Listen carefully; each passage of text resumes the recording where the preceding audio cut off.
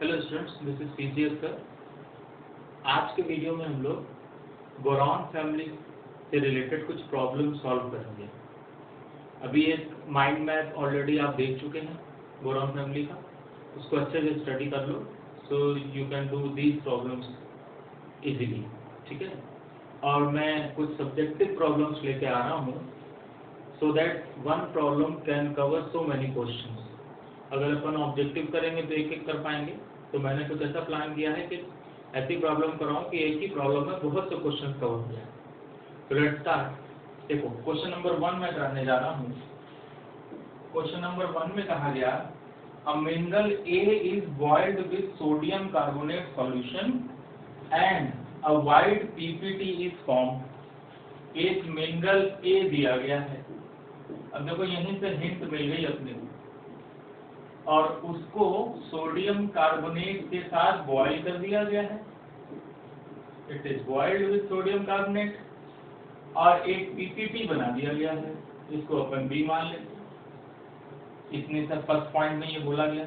ऐसे क्वेश्चंस को करने के लिए पूरा अपन सीक्वेंस एक बनाते जाते हैं, फिर उसको सॉल्व कर लेते हैं, ठीक है। The PPT is filtered and filtrate contains two compounds C and D। ठीक है भाई, इसको अपन ने क्या किया, फिल्टर कर लिया।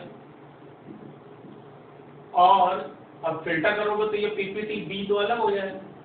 अब वो ये कह रहे हैं कि जो फिल्ट्रेट है, फिल्ट्रेट में टू कंपाउंड्स हैं सी एंड डी, ठीक है, ये पता चल गया अपने को। The compound C is removed by crystallization। अब इसमें से कंपाउंड C को कैसे रिमूव किया गया है, यहाँ से इसका क्रिस्टलाइजेशन कर दिया गया। मतलब ये समझ में आ गया कि कंपाउंड C इस तरीके का क्रिस्टल बन रहा होगा, तो यहाँ से कंपाउंड C अलग हो गया और C और D को अपन ने सेपरेट कर लिया। The compound is removed by crystallization and when CO2 is passed through mother liquor left D changes to C। मतलब अब जो ये बच गया है शुरू से जो अपन लेके चल रहे थे, उसमें पीपीटी अलग करने के बाद मदर लिकर मतलब जो इनिशियली अपन ने बनाया था, उसमें उसको जब मैं CO2 से ट्रीट करा रहा हूँ तो D भी किसमें कन्वर्ट हो जा रहा है, मेरा C में, ठीक है। मतलब अगर मैं CO2 से रिएक्ट करा दूंगा तो D से भी C फॉर्म हो जाएगा। The compound C on strong heating gives two compounds D and E। तो भाई जब कंपाउंड C को ले लिया मैंने, इसकी जब स्ट्रॉन्ग हीटिंग करी तो फिर मुझे टू कंपाउंड्स मिले D एंड, अब C की हीटिंग से D बन रहा, ठीक है ना। ये सारे पॉइंट्स थोड़े ध्यान से देख। अब तुमसे कहा जा रहा है E on heating with cobalt oxide produces blue colored substance। और जब E को अपन कोबाल्ट ऑक्साइड के साथ हीट कर रहे हैं तो यहाँ से मुझे एक ब्लू कलर्ड कंपाउंड मिल रहा है। देखो अब इस क्वेश्चन को ध्यान से देखो, जो अभी अपन ने माइंड मैप देखा था उसको देखो। तो मैंने बताया था कि बोरेक्स बनाने के मेथड में एक अपन ने मिनरल यूज किया था कोलेमनाइट। तो फर्स्ट पॉइंट में ही बोल दिया गया अ मिनरल, और कोलेमनाइट को सोडियम कार्बोनेट से रिएक्ट कराया, ठीक है। और उससे फिर अपन ने बोरेक्स बनाया था और दो एक तरीके से बाय प्रोडक्ट्स बनाए थे। यहाँ पे वही बात करी जा रही है, यहीं से हिंट मिल जाती, मिनरल बोल दिया। फिर लास्ट में कहा गया कोबाल्ट ऑक्साइड के साथ रिएक्ट करा के ब्लू कंपाउंड बनाया गया। तो वो याद करो बोरेक्स बीड टेस्ट की बात कर रहे हैं, क्योंकि अपन ने पढ़ा था कि जो बोरेक्स के बीड्स बनते हैं ग्लासी बीड्स, वो ग्लासी बीड्स जब अपन ट्रांजिशन मेटल ऑक्साइड्स के साथ रिएक्ट कराते हैं तो कलर्ड कंपाउंड्स कलर्ड बीड्स बन जाते हैं। तो ये हिंट यहाँ पे मिल गई।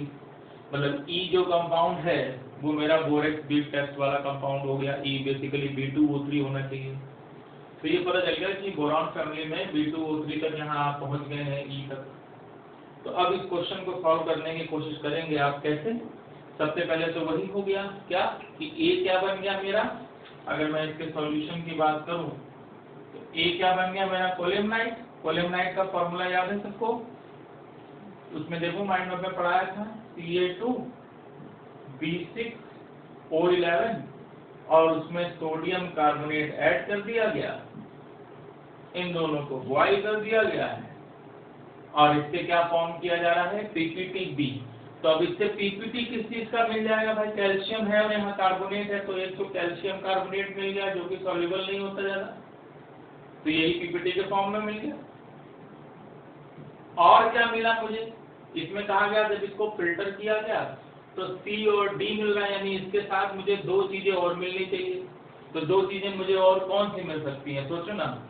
एक तरीके से ये मिनरल बोरॉन का है और सोडियम कार्बोनेट से तुम रिएक्ट करा रहे हो, तो इससे मुझे क्या मिलना चाहिए, अभी मैंने उससे पढ़ाया था बोरेक्स मिलता है, तो ये तो बोरेक्स मिल जाएगा Na2B4O7 और साथ में क्या मिलता है NaBO2 सोडियम मेटाबोरेट। ये 2 पॉइंट हो, तो ये तो पता चल गया कि ये PPTB बन गया। अब C और D क्या है, इसको आइडेंटिफाई करना पड़ेगा। इसको फिल्टर कर लिया, B अलग हो गया, C और D। अब C D ये है या ये है, दैट वी डोंट नो, उसको अपन और कायदे से देखते हैं। आगे क्या कहा गया, अब इसका क्रिस्टलाइजेशन कर दिया गया, ये पॉइंट देखो, क्रिस्टलाइजेशन किया गया इसका। तो क्रिस्टलाइजेशन के बाद क्या सेपरेट हो गया, C किसके क्रिस्टल्स मिलने चाहिए, बोरेक्स के, तो इसका मतलब C क्या बन गया मेरा, borax, Na2B4O7, this is my C। और बच क्या गया साथ में D, D क्या हो गया मेरा बताओ, D क्या बन गया, ये बन गया सोडियम मेटाबोरेट NaBO2, ये बन गया मेरा D। सिंपल सा मेथड। फिर अपन ने ये भी देखा था उसमें कि जो NaBO2 बन जाता है, इसमें जब आप CO2 पास करते हैं then again you can form main compound.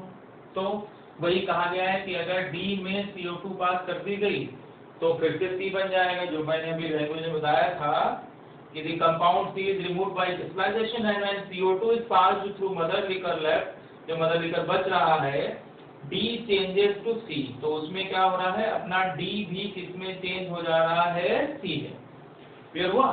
तो कैसे कर सकते हो, देखो उस माइंड मैप में भी मैंने शो किया था NaBO2 और इसमें क्या पास करी मैंने CO2, तो फिर इससे क्या फॉर्म हो गया Na2B4O7 बोरेक्स, और CO2 के साथ सोडियम है तो आप सोडियम कार्बोनेट बना सकते हैं, ये बन गया। फिर से बोरेक्स बन गया, बोरेक्स अपन ने क्या लिया था C, तो देखो ये C फॉर्म हो गया, सिंपल सा फंडा। फिर लास्ट में क्या कहा गया है कि C को हीट करते हैं तो D और E बन जाता है। तो सोचो बोरेक्स को हीट करने पे क्या बनता है, बोरेक्स को हीट करने पर D क्या था अपना सोडियम मेटाबोरेट और E क्या है D2O3। तो अगर जब मैं बोरेक्स को हीट करता हूँ Na2B4O7 को जब अपन स्ट्रांगली हीट करते हैं तो क्या बना सोडियम मेटाबोरेट NaBO2, जिसको अपन ऑलरेडी D मान चुके हैं, और E क्या बन गया B2O3, ये बन गया बोरॉन का ऑक्साइड, या इसको एनहाइड्राइड भी बोल देते हैं। देखो अब ये बन गया EB2O3 और इन्हीं की ग्लासी बीड्स मिलती हैं।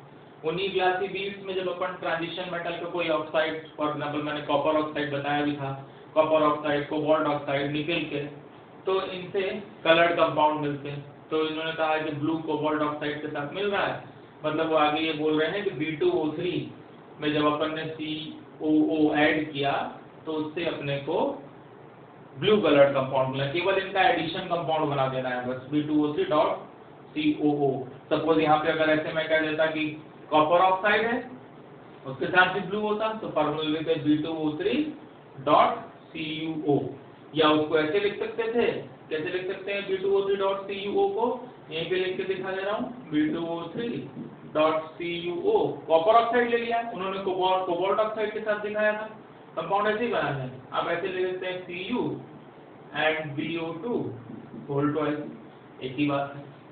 तो ये क्वेश्चन बन गया।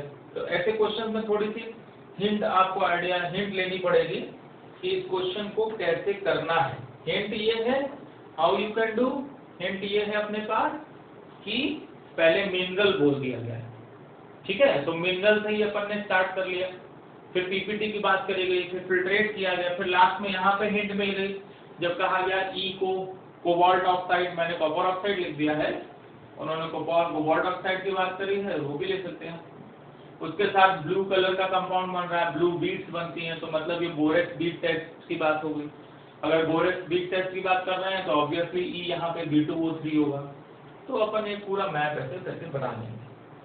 तो इस एक क्वेश्चन से क्या होगा, तुम्हारे और बहुत से क्वेश्चन सॉल्व हो जाएंगे। फॉर एग्जांपल कोलेमनाइट से जेई में भी क्वेश्चन आ चुका है एक बार कि कैसे अपन बोरेक्स बनाते हैं, तो ये रिएक्शन उसमें काम आ जाएगी। बोरेक्स बीड टेस्ट पे क्वेश्चन IIT-JEE और नीट में दोनों में ही पूछे जाते हैं क्वेश्चन कि बोरेक्स बीड टेस्ट में जो ग्लासी बीड्स बनते हैं वो किसके होते हैं, वो इन दोनों के हैं। ग्लासी बीड्स के टाइम पे ये दोनों शो करने हैं, बेसिकली फंक्शन इसी का है, पर ये शो करना। और फिर जब कलर्ड कंपाउंड बनाना है तो B2O3 के साथ कलर्ड कंपाउंड बना देंगे। इसको एक बार और अच्छे से देख लो, फिर अपन नेक्स्ट क्वेश्चन पे आते हैं।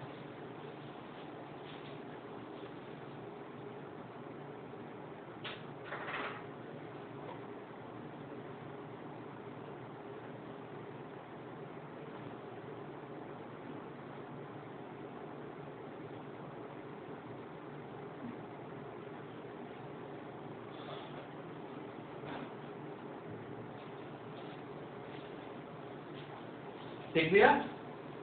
तो now come to next question. अब नेक्स्ट क्वेश्चन क्या है?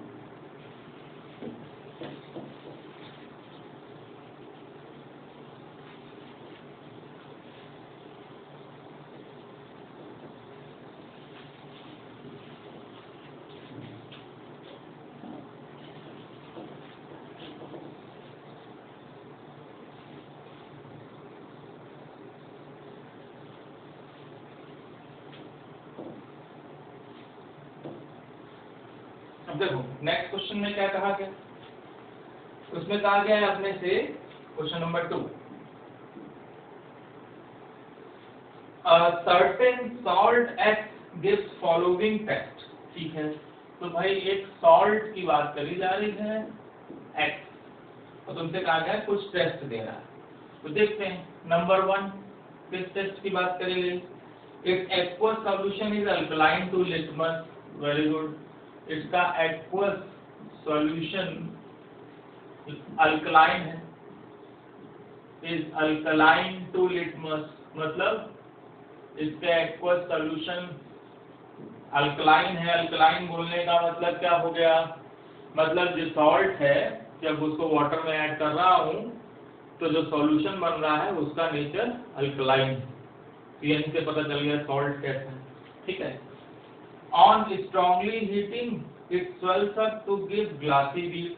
ठीक है, सेकेंड पॉइंट कहा गया कि इस सॉल्ट एक्स को जब मैं स्ट्रांगली हीट कर रहा हूँ it swells up to give glassy bead। अच्छा, swells up का मतलब क्या होता है, जनरली जो हाइड्रेटेड सॉल्ट्स हैं उनको जब आप हीट करते हैं तो उसमें से वाटर रिमूव हो जाता है, तो अपन कहते हैं कि थोड़ा और ओपन हो गए, उसके पोर्स ओपन हो गए, उसी को बोलते हैं स्वेल्स अप हो जाना। मतलब ये है कि उसमें से वाटर वाला पार्ट रिमूव हो गया, वो एनहाइड्रस बन गया। तो ये देखो यहीं से ग्लासी बीड्स, जो अभी बात अपन ने थोड़ी देर पहले करी थी, इसका मतलब एक्स कौन सा सॉल्ट है तुम्हें इजीली पता चल गया। ठीक है, अब तुमसे कहा जा रहा है when concentrated H2SO4 is added to hot concentrated solution of X, white crystals of weak acid separates out। ठीक है, अब थर्ड पॉइंट में क्या बोला गया है कि जब hot concentrated solution of X लिया गया, X का कंसंट्रेटेड सॉल्यूशन लिया गया, हॉट कंसंट्रेटेड सॉल्यूशन, और उसमें सल्फ्यूरिक एसिड ऐड किया गया, तो अपने को क्या मिल रहा है, white crystals of weak acid separates out. मतलब यहाँ पे एक वीक एसिड बन रहा है जिसके व्हाइट क्रिस्टल्स हैं। देखो सारी हिंट अपने आप में है। फर्स्ट में कहा गया सॉल्ट एक्स का सॉल्यूशन, एक्वस सॉल्यूशन अल्कलाइन है, मतलब वो सॉल्ट जब वाटर में ऐड करते हैं तो अल्कलाइन सॉल्यूशन होता है।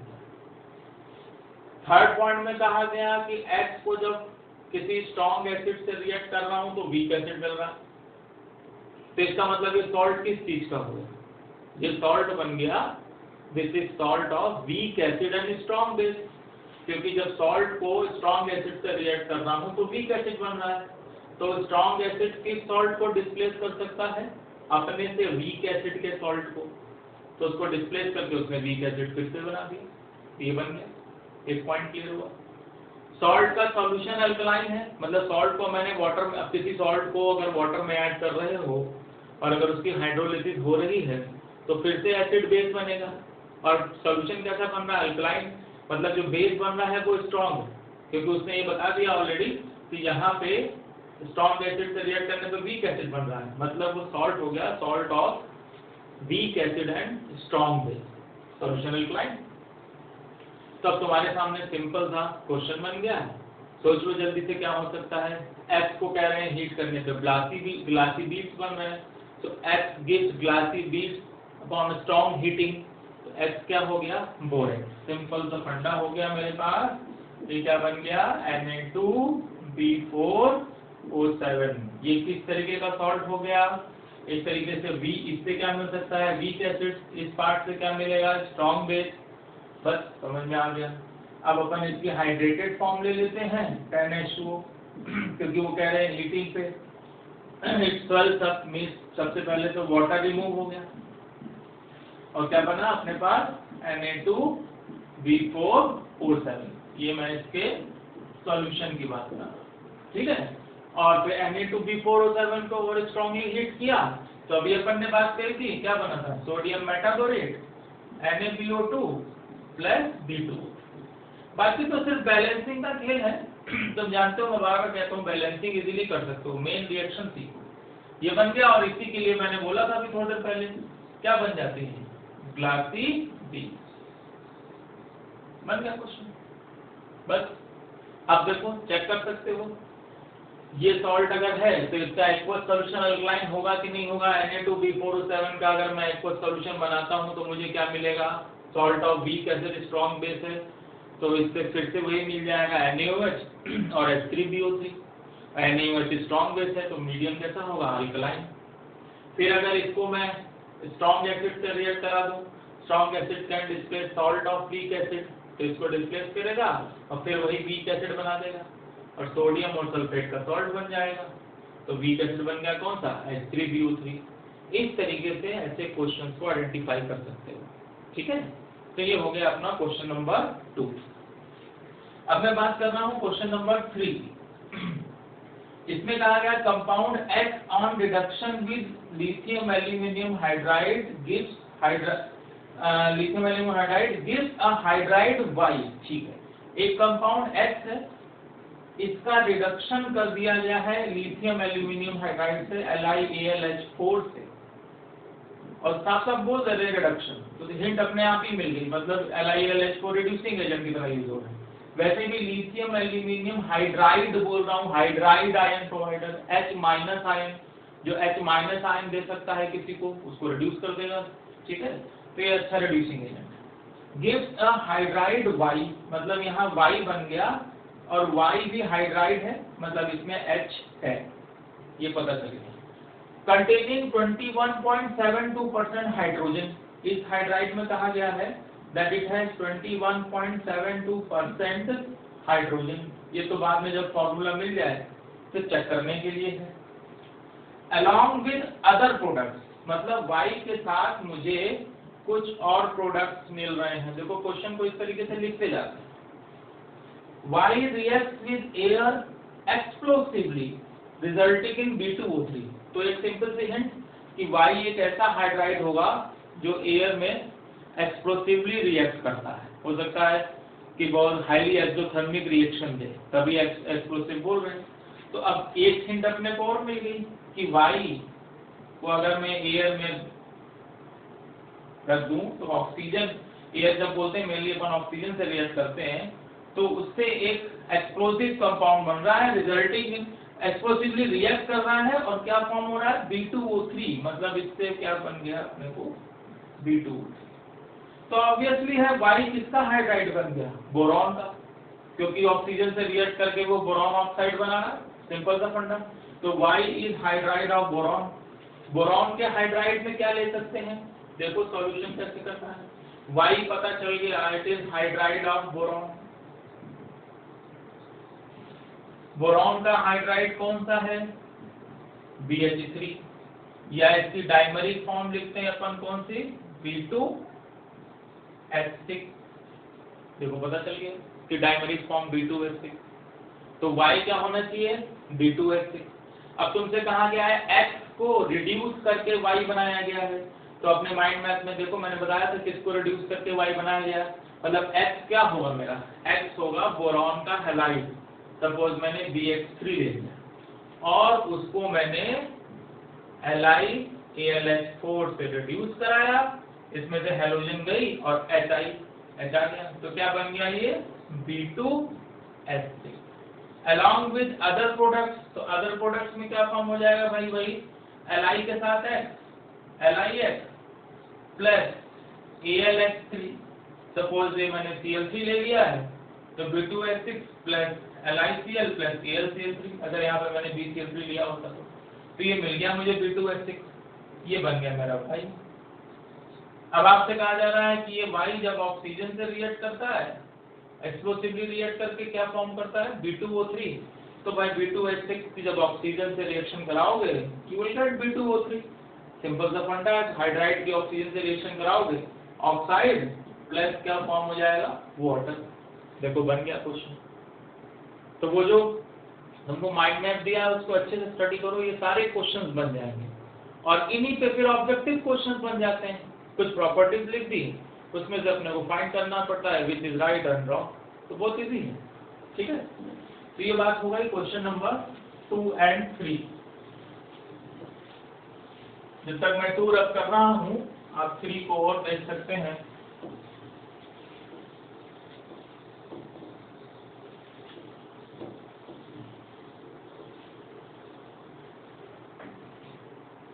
ठीक है, अब आगे बढ़ते हैं क्वेश्चन नंबर 4 की बात है।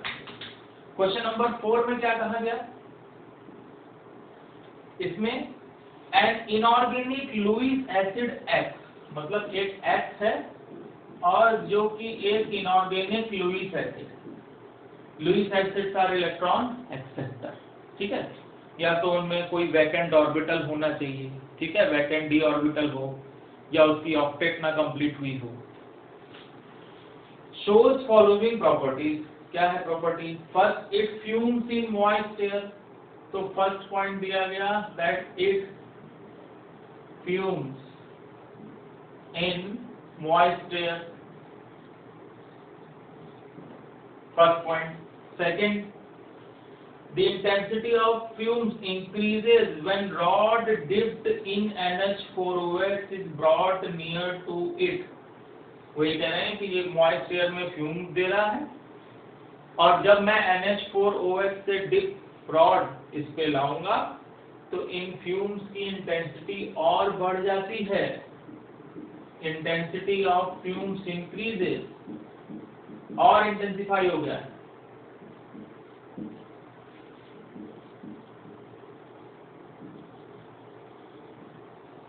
When a rod dipped in NH4OH is brought near to it, मतलब NH4OH से रिएक्ट करके और इंटेंस फ्यूम्स दे रहा होगा, यहीं से हिंट मिलना स्टार्ट हो गई। देखो third, an acidic solution of X on addition of NH4Cl and NH4OH gives a PPT। Third point में कहा गया अपने से, थर्ड पॉइंट में लिखा हो कि इस X का जो एसिडिक सॉल्यूशन है, इस एसिडिक सॉल्यूशन में जब मैं NH4Cl और NH4OH ऐड करता हूं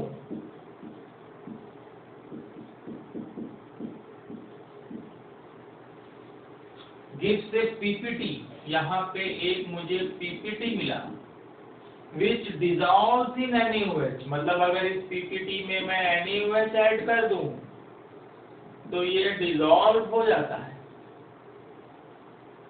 ठीक है। An acidic solution of X does not give PPT with H2S, fourth point. यही एसिडिक सॉल्यूशन ऑफ X जब मैं H2S से रिएक्ट करता हूं तो यहाँ पे मुझे PPT नहीं मिल रहा है, ये PPT नहीं दे रहा है, इसको क्रॉस कर दिया है, X मत समझ लेना, है ना, नो पीपीटी लिख देता हूँ। H2S से रिएक्ट करने पे मुझे कोई पीपीटी नहीं मिल रहा है, ये है मेरा क्वेश्चन। अब थोड़ा सा दिमाग चलाओ कि क्या हो सकता है। देखो, एक तो हिंट ये होती कि भाई अपन बोरॉन फैमिली की बात कर रहे हैं, तो वो बोरॉन फैमिली का ही कोई कंपाउंड होगा, boron, aluminium, gallium, indium, thallium में से एक पॉइंट तो ये हो गया भाई। ठीक है, ये बात आप समझते हैं, पर एग्जाम में थोड़ी पता रहेगा कि वो बोरॉन फैमिली की बात कर रहे हैं, इसीलिए देखो वो लास्ट पॉइंट उन्होंने हिंट में दी। तो लुईस एसिड, अब बोरॉन फैमिली में लुईस एसिड की बात किनकी करते हैं हम लोग, सोचो। बोरॉन में अगर मैं BH3 की बात करूं तो उसमें भी ऑक्टेट इनकम्प्लीट है, that can accept electron. Boron के हैलाइड्स की बात करूं BH3 की, ऑल्दो उनमें अपन बैक बॉन्डिंग की बात भी करते हैं, फिर भी उनको एज लुईस एसिड्स मानते हैं because they can accept electron from another molecule. तो ये बोरॉन का हैलाइड हो सकता है। ऐसे ही एल्यूमिनियम हैलाइड हो सकता है, क्यों? क्योंकि एल्यूमिनियम हैलाइड में सपोज मैंने AlCl3 ले लिया, तो वहां भी एल्यूमिनियम अभी इलेक्ट्रॉन एक्सेप्ट कर सकता है, बोरॉन फैमिली का ही मेंबर है, इट कैन एक्सेप्ट इलेक्ट्रॉन। क्यों? एल्यूमिनियम के भी लास्ट शेल में उतने ही इलेक्ट्रॉन है जितनी बोरॉन के लास्ट शेल में इलेक्ट्रॉन है। बोरॉन की लास्ट शेल में कितने इलेक्ट्रॉन है? बोरॉन का नंबर कितना है? 5, तो 2 और 3, तो 3 इलेक्ट्रॉन है। तो ऐसे एल्यूमिनियम में भी वही है, 13 नंबर होता है एल्यूमिनियम का, 3 इलेक्ट्रॉन, 3 इसने बॉन्ड बना लिए, अभी भी कितने हुए? 6, ऑक्टेट इनकम्प्लीट है। तो एल्यूमिनियम का हैलाइड भी वर्क कर सकता है किसकी तरह से? लुईस एसिड की तरीके से। ठीक है, एल्यूमिनियम के पास तो आगे वैकेंट डी ऑर्बिटल भी मिल जाएंगे आपको, तो ये पॉइंट आप ध्यान में रख सकते हैं। तो अगर मैं मोस्ट कॉमन लेके चलूं तो X में भी बोरॉन हैलाइड और एल्यूमिनियम हैलाइड, ऐसा कुछ भी हो सकता है। और उसमें कहा गया है an inorganic Lewis acid shows, तो इनऑर्गेनिक लुईस एसिड मतलब अपन किस पे चले जा रहे हैं? सॉल्ट पे। लेने को तो BH3 भी ले सकते थे, पर थोड़ा सा हिंट मिल गई मुझे सॉल्ट के बारे में। It fumes in moist air, अब मॉइस्ट एयर में फ्यूम मिल रही, सो इसकी मीनिंग क्या हुई? इट मीन्स वो जो कंपाउंड है वो एयर के मॉइस्चर मीन्स वाटर से रिएक्ट करके कोई फ्यूम्स मुझे दे। तो अब क्या BCl3 क्या वाटर से इजीली हाइड्रोलाइज होकर कोई फ्यूम्स देता है? ऐसा कोई पॉइंट अपन ने नहीं पढ़ा है। पर AlCl3 अगर मैं ट्राई करूं तो देखो, पॉइंट 1 में अगर मैं ट्राई करूं AlCl3 और उसको मैं वाटर से रिएक्ट कराऊं,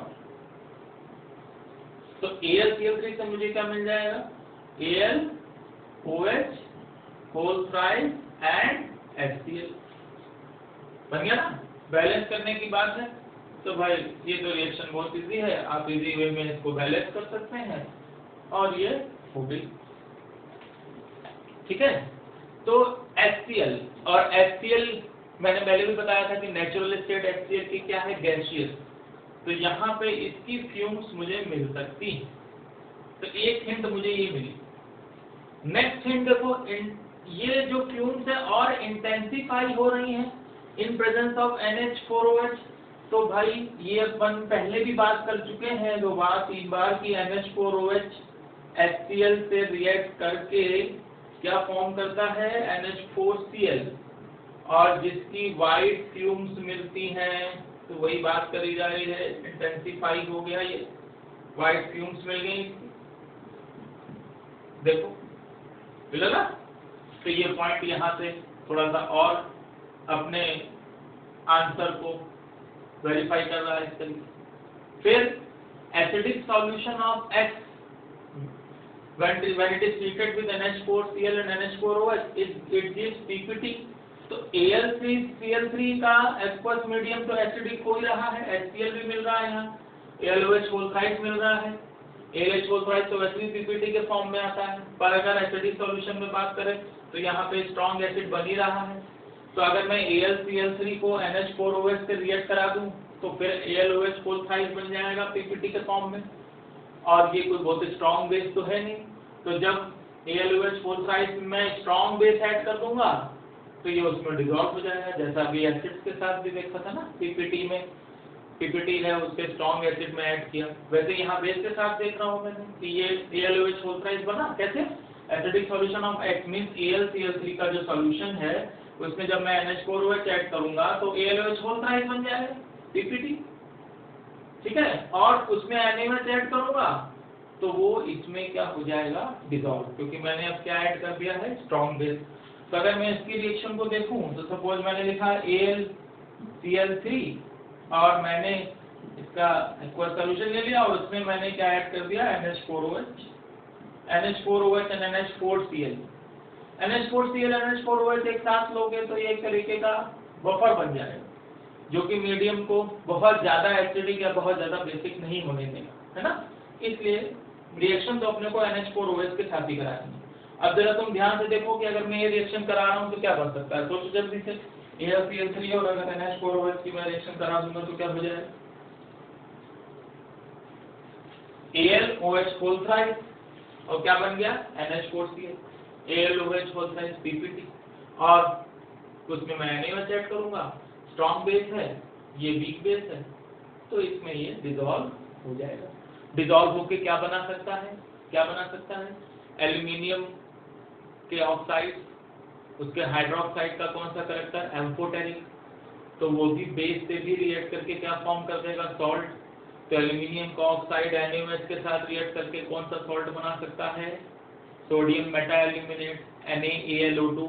तो डिसॉल्व जब हो रहा है तो कौन सा सॉल्ट बन जाएगा, सोडियम मेटा एल्यूमिनेट। मतलब यहाँ पे AlOH होल थ्राइस बन गया, AlOH होल थ्राइस बन गया, साथ में NH4Cl, और इस AlOH होल थ्राइस में जब मैं NaOH ऐड कर रहा हूँ तो यहाँ पे वही सोडियम मेटा एल्यूमिनेट NaAlO2 और साथ में आप वाटर से इसको बैलेंस कर लें। यहाँ पे कई बार NaAlOH होल 4 भी लिख सकते हैं, इस तरीके से भी शो कर दिया जाता है इसकी तरीके की हाइड्रेटेड फॉर्म को, ठीक है।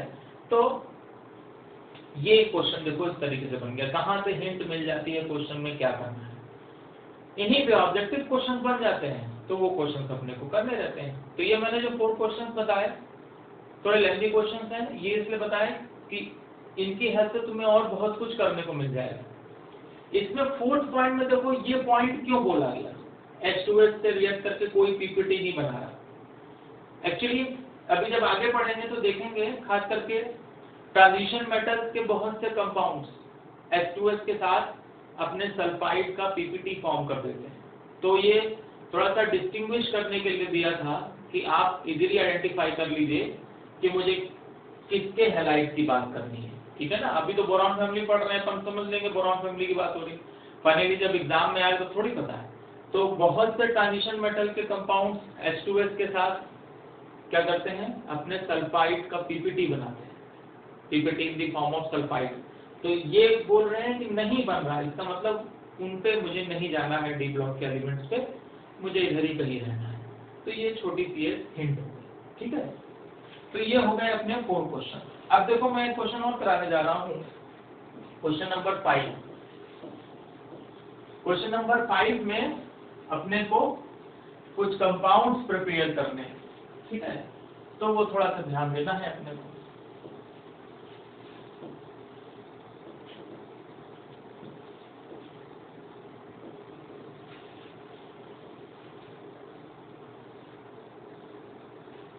देखो क्वेश्चन नंबर 5 क्या है मेरे सामने, उसमें कहा गया है starting from alumina how would you obtain, alumina means Al2O3, इससे मुझे कुछ सब्सटेंस बनाने हैं। फर्स्ट क्या क्या फॉर्म करना है मुझे, पोटाश एलम, पोटाश एलम का formula K2SO4 Al2SO4 whole thrice 24H2, एक तरीके का double salt, potassium sulphate aluminium sulphate, ठीक है। सेकंड मुझे फॉर्म करना है इसी से, second is anhydrous AlCl3 means dry AlCl3, फिर मुझे इसी से क्या फॉर्म करके दिखाना है, थर्ड पॉइंट में मुझे प्रिपेयर करना है aluminium nitride, aluminium nitride AlN, और फिर मुझे क्या प्रिपेयर करके दिखाना है, इससे सोडियम एल्यूमिनेट NaAlO2। तो ये देखो, इससे बहुत से कंपाउंड्स अपन ऑलरेडी पहले भी डिस्कस कर चुके हैं, जो कि तुम इजीली फॉर्म कर सकते हो, ठीक है ना। अब देखो, एल्यूमिनियम ऑक्साइड से पोटाश एलम पे जाना, तो ये सोचो ना इसमें क्या क्या है। इसमें एक तो एल्यूमिनियम सल्फेट है और पोटेशियम सल्फेट है, मतलब मुझे एल्यूमिनियम ऑक्साइड से एल्यूमिनियम सल्फेट भी बनाना है। पोटेशियम सल्फेट तो ऐड ही करना पड़ेगा, अपने आप से कहाँ पे आ जाएगा। ऑक्साइड से अपन सल्फेट, एल्यूमिनियम के ऑक्साइड से एल्यूमिनियम के सल्फेट पे तो इजीली आ जाएंगे, पर ये तो मुझे ऐड करना ही पड़ेगा।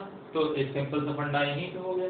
तो यहाँ पे अपन क्या करेंगे बताओ, अगर मुझे एल्यूमिनियम ऑक्साइड से अगर एल्यूमिनियम सल्फेट बनाना है तो मेरे लिए क्या आसान सा तरीका हो सकता है, क्या ऐड कर दूं, एक सीधा सा फंडा, Al2O3 में मैं एसिड ऐड कर दूं, H2SO4, और यहाँ से एल्यूमिनियम सल्फेट बना दूं, और क्या बच जाएगा सोचो, एल्यूमिनियम सल्फेट, और साथ में आप सिंपल उसको वाटर से बैलेंस कर सकते हैं, बाकी रिएक्शन बैलेंस कर लें, ये बन गया एल्यूमिनियम सल्फेट। अब पोटाश एलम बनाना है तो पोटेशियम सल्फेट, तो अब मैं क्या करूंगा, इसमें पोटेशियम सल्फेट ऐड करूंगा, पहले तो इसको हीट करके ये बनाया, फिर पोटेशियम सल्फेट ऐड कर दिया, फिर उस सॉल्यूशन को जब कूल करेंगे तो पोटाश एलम बन जाएगा, मतलब उसके क्रिस्टल्स मुझे मिलना स्टार्ट हो जाएंगे, ठीक है। फिर से बता दे रहा हूँ, इन दोनों को मिला के हीट किया तो ये बना, फिर उसी सॉल्यूशन में पोटेशियम सल्फेट, अब पोटेशियम सल्फेट की limited quantity, calculated quantity add करनी पड़ेगी, वो थोड़ा सा प्रैक्टिकल वर्क डिफरेंट है। पोटेशियम सल्फेट ऐड करेंगे और फिर कूल करेंगे सॉल्यूशन को, तो ये एक तरीके का हाइड्रेटेड सॉल्ट अपने को मिल जाएगा। इस पे भी आगे चल के क्वेश्चन पूछ सकते हैं कि अगर मैं इसको हीट करूं तो फिर लिखूंगा इस 12 तक, क्यों, क्योंकि ये क्या लूज करेगा, water, just like in borax भी किया था, उसको हीट करके लिखा था 12 तक, इसमें भी लिख देंगे 12 तक। तो कैसे पता चलेगा बोरेक्स की बात कर रहे हैं, इसकी बात कर रहे हैं, उसके आगे इसका कोई टेस्ट लिख सकते हैं कि भाई ये ऑन हीटिंग इट 12 तक, तो ये हो सकता है। अब इसके टेस्ट की बात करनी है तो पोटेशियम के सॉल्ट वॉयलेट कलर देते हैं, फ्लेम कलरेशन वाली बात भी करी जा सकती है, इस तरीके का क्वेश्चन, थोड़ी हिंट दी जा सकती है आपको क्या है। सेकंड, एल्यूमिनियम ऑक्साइड से एल्यूमिनियम क्लोराइड बनाना है, तो भाई ये तो बहुत फंडामेंटल इजी है, Al2O3 एल्यूमिनियम क्लोराइड बनाना है, मैंने Cl2 ऐड कर दी, ऑक्सीजन को रिमूव करने के लिए यहाँ कार्बन ऐड कर देते हैं, क्या बन जाएगा, सिंपली AlCl3, एनहाइड्रस, मतलब अब एक्वस मीडियम की ज्यादा बात नहीं कर रहे हैं, ठीक है, और यहाँ पे CO, बाकी फिर इस रिएक्शन को बैलेंस कर लेंगे, ये कार्बन है। ऐसे याद करो, एल्यूमिनियम नाइट्राइड तो मैं तुमको पहले भी पढ़ा चुका हूँ, लास्ट लेक्चर में भी बात हुई थी इसकी, लास्ट लेक्चर में कि एल्यूमिनियम नाइट्राइड कैसे बनाया था, नाइट्रोजन से और कार्बन लेके, जहाँ पे सरफेस प्रोसेस का भी ये एक पॉइंट था, अपन ने बात करी थी, यहाँ से क्या बन जाएगा, एल्यूमिनियम नाइट्राइड और फिर कार्बन मोनोऑक्साइड, और NaAlO2 तो अभी तुमको कितनी बार बना के दिखा चुके हैं, कितनी इजीली NaAlO2 अपन बना सकते हैं, बहुत आसान मेथड। सोडियम मेटाएल्यूमिनेट तो अभी आपको बना के दिखा रखा है, दैट इज वेरी इजी, ठीक है। तो ये बात अपनी हो गई, इस तरीके से अपन एल्यूमिनियम से डिफरेंट कंपाउंड्स बना सकते हैं।